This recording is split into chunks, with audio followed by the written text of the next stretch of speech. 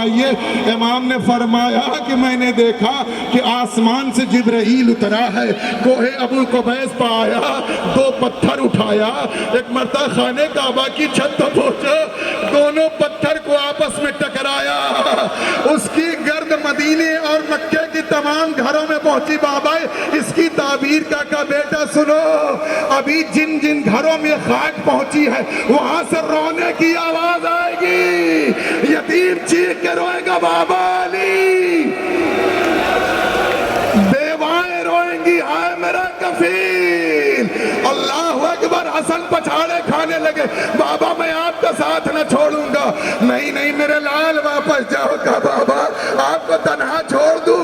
کہا ہاں میرے لال۔ کہا بابا وجہ بتائیے؟ کہا نہیں میرے لال، میرے حق کا واسطہ مسجد سے چلے جاؤ، تم دونوں بھائی مسجد میں نہ ٹھہرنا۔ اس لیے علی نے منع کیا کہ ابھی تھوڑی دیر کے بعد جو منظر ہوگا کوئی بیٹا منظر نہ دیکھ سکے گا۔ اجرکم علی الحسین اجرکم علی علی۔ عزیزان گرامی آپ ملاحظہ فرمائے، 2-4 جملے اور ختم دعا۔ امیر المومنین نے امام حسن سے کہا میرے لال میرے حق کا واسطہ چلے جاؤ۔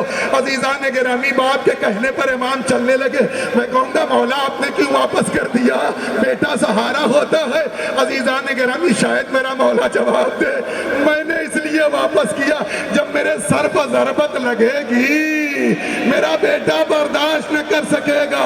میں کہوں گا مولا جانے قربان جملوں پر، آپ کی مظلومی پر سلام، لیکن اپنی زندگی میں اہتمام تو کر دیا، حسن کو واپس کر دیا۔ ارے ذرا کربلا میں آئیے، زینب کھڑی ہے، بھیا ذبح ہو رہا ہے، مقتل میں ہنگامہ، اے پسر سعد میرا ماجایا، اے پسر سعد میرا ماجایا مارا جا رہا ہے۔ بس 2 جملے عزیزان گرامی، امیر المومنین علیہ السلام زخمی ہوئے، جیسے ہی زخمی ہوئے جناب جودہ نے سہارا دیا۔ جناب جودہ کہتے ہیں جب مولا کو سہارا دیتا تھا تو کبھی گردن ادھر ڈھلک جاتی تھی، کبھی گردن ادھر چلی جاتی تھی۔ امام حسن سے کہا بیٹا نماز پڑھو۔ میں کہوں گا مولا آپ اتنا نحیف ہو گئے، اتنی دیر میں اتنا کمزور ہو گئے، اتنا خون بہ گیا، لیکن صحابہ نے سہارا دیا۔ ارے کربلائی حسین یہ منظر نہ دیکھنے پائے، جب گھوڑے پہ حسین ڈگمگاتے تھے تو کبھی ادھر جاتے تھے کبھی ادھر، مولا آپ کو سہارا دینے والا موجود تھا، وہاں حسین کا کوئی سہارا نہیں۔ ہاں سہارا تھا، کوئی نیزہ چبھاتا تھا، کوئی تیر مارتا تھا۔ عزیزان بآخری جملے عزادارو، حسین کا بابا رخصت ہونے کو آ گیا، 20 رمضان آ گئی، وصیتیں تمام ہونے لگی۔ تفصیلی مسائل اندر سنیے گا عزادارو، سنیے گا۔ بآخری فکر امام حسن کو بلایا، وصیت شروع ہو گئی۔ وصیت کرتے کرتے کہا میرے لال سنو، یہ قربہ تمہارے حوالے، یہ امامت تمہارے حوالے، یہ بچے تمہارے حوالے۔ اب تک مولا روئے نہیں تھے، ساری وصیتیں کرنے کے بعد، اور باب مقاتل نے لکھا، شیخ عباس قمی کہتے ہیں جیسے ہی مولا حسین کی جانب دیکھتے ہیں زاروں قطار رونے لگتے ہیں۔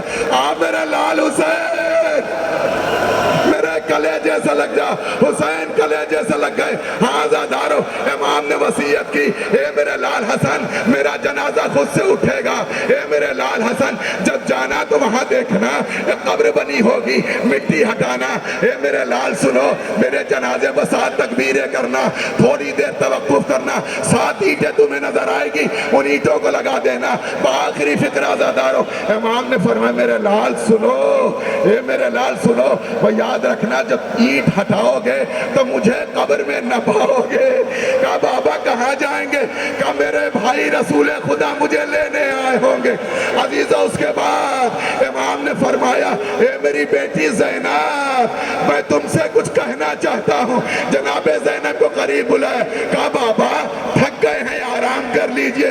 ایک مرتبہ جناب زینب کو پہلو میں بٹھایا، کہا بابا تھک گئے ہیں، اتنی باتیں آپ کر رہے ہیں، اے میرے بابا میری بھی ایک خواہش ہے۔ کہا بیٹا کیا؟ کہا بابا میں بھی تھک گئی ہوں، آپ کے پہلو میں بیٹھ کے ذرا سہارا چاہتی ہوں۔ علی رونے لگے، بیٹا میں تو تھک گیا جا رہا ہوں، اے میری بیٹی زینب تم نہ کہو کہ تم تھک گئی ہو، اگر تم تھک جاؤ گی تو قافلے کی قافلہ سالاری کون کرے گا؟ اے زینب، اے میری بیٹی زینب زینب تمہارا بابا علی جا رہا.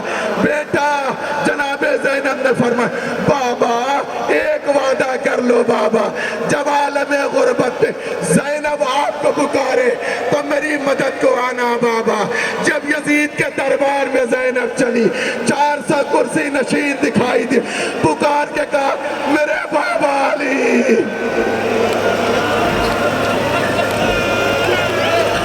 ماتم